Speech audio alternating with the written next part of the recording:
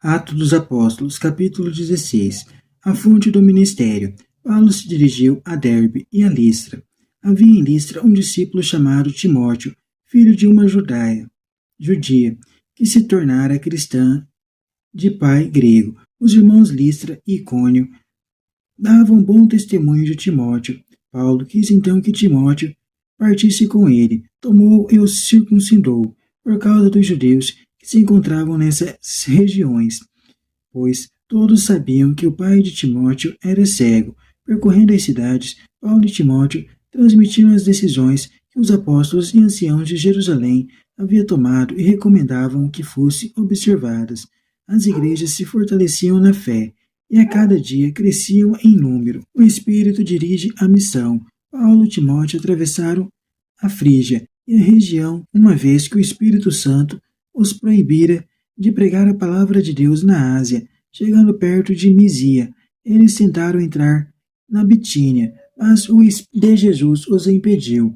Então atravessaram a Mísia e desceram para Troade. Durante a noite, Paulo teve uma visão. Na sua frente estava de pé um macedônio, que lhe suplicava: venha à Macedônia e ajude-nos. Depois dessa visão, procuramos imediatamente partir para Macedônia, pois estávamos convencidos de que Deus acabava de nos chamar para anunciar aí a boa notícia. Embarcamos em Torades e navegamos diretamente para a ilha de Samotrácia. No dia seguinte, ancoramos em Neápolis, de onde passamos para Filipos, que é uma das principais cidades da Macedônia e que tem direitos de colônia romana. Passamos alguns dias nessa cidade. No sábado, saímos além da porta da cidade para um lugar junto ao rio, onde nos parecia haver oração. Sentamo-nos e começamos a falar com as mulheres que estavam aí reunidas. Uma delas se chamava Lídia. Era comerciante de púrpura da cidade de Tiatira. Lídia acreditava em Deus e escutava com atenção. Abriu seu coração para que aderisse às palavras de Paulo. Após ter sido batizada, assim como toda a sua família, ela nos convidou: se vocês me consideram fiel ao Senhor, permaneçam em minha casa, e nos forçou a aceitar. O testemunho desmascara a opressão. Estávamos indo para a oração, quando veio ao nosso encontro uma jovem escrava, que estava possuída por um espírito de adivinhação. Fazia oráculos e obtinha muito lucro para seus patrões. Ela começou a seguir Paulo e a nós, gritando: esses homens são servos do Deus Altíssimo e anunciam o caminho da salvação para vocês. Isso aconteceu durante muitos dias. Por fim, não suportando mais a situação, Paulo voltou-se e disse ao Espírito: eu lhe ordeno, em nome de Jesus Cristo, saia dessa mulher. E o Espírito saiu no mesmo instante. Os patrões da jovem, vendo que tinham perdido a esperança de lucros, agarraram Paulo e Silas e os arrastaram à praça principal, diante dos chefes da cidade. Apresentaram os dois aos magistrados e disseram: estes homens estão provocando desordem em nossa cidade. São judeus e pregam costumes que a nós, romanos, não é permitido aceitar nem seguir. A multidão se amontoou contra Paulo e Silas, e os magistrados rasgaram as vestes deles e mandaram açoitá-los com varas. Depois de os açoitar bastante, os lançaram na prisão, ordenando ao carcereiro que os guardasse com toda segurança. Ao receber essa ordem, o carcereiro os levou para o fundo da prisão e prendeu os pés deles no tronco. À meia-noite, Paulo e Silas estavam rezando e cantando hinos a Deus. Os outros companheiros de prisão escutavam. De repente houve um terremoto tão violento que sacudiu os alicerces da prisão. Todas as portas se abriram e as correntes de todos se soltaram. Os carcereiros acordou e viu as portas da prisão abertas, pensando que os prisioneiros tivessem fugido. Puxou da espada e estava para suicidar-se. Mas Paulo gritou: não faça isso, nós estamos todos aqui.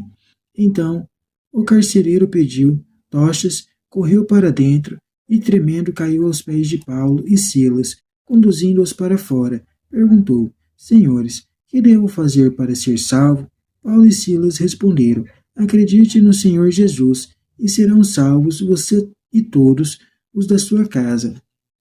Então Paulo e Silas anunciaram a palavra do Senhor ao carcereiro e a todos da sua casa. Na mesma hora da noite, o carcereiro os levou consigo para lavar as feridas causadas pelos açoites. A seguir, foi batizado junto com todos os seus. Depois, fez Paulo e Silas subir até a sua casa, preparou-lhes um jantar e alegrou-se com todos os seus familiares por ter crido em Deus. Quando amanheceu, os magistrados enviaram à prisão os oficiais de justiça, ordenando ao carcereiro: solte esses homens. O carcereiro anunciou a Paulo: os magistrados mandaram soltar vocês, portanto podem sair e ir embora em paz.